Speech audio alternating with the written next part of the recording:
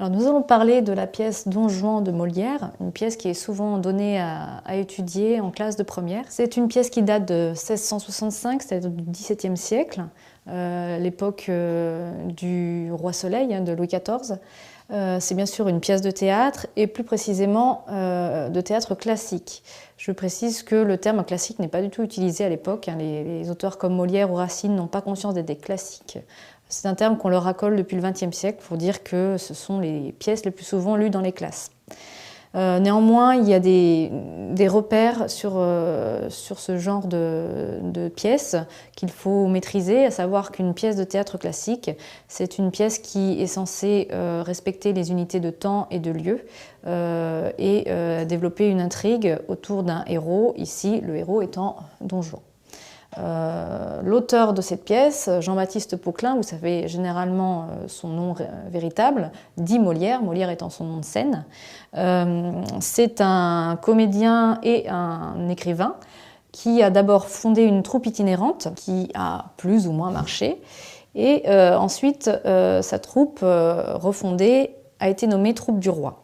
Des pièces comme Don Juan ou Tartuffe ont donc été représentées devant le roi, devant la cour à Versailles. Les moments clés de cette œuvre, c'est d'abord le portrait in absentia de Don Juan lui-même lors de la scène d'exposition.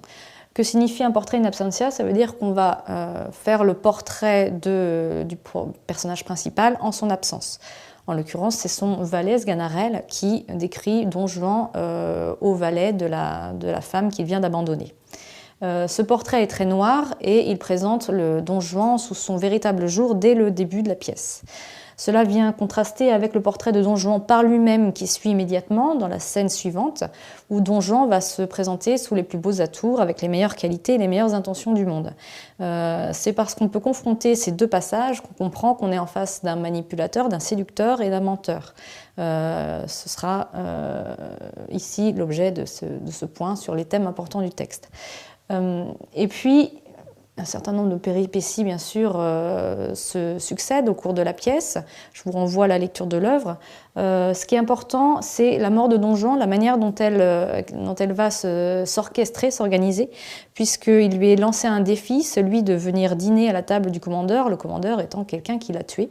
Alors bien sûr, il y a un peu de fantastique dans ce passage, même si le terme fantastique n'est pas encore utilisé à l'époque. Donc ayez conscience, si vous l'utilisez, que c'est ce qu'on appelle un anachronisme.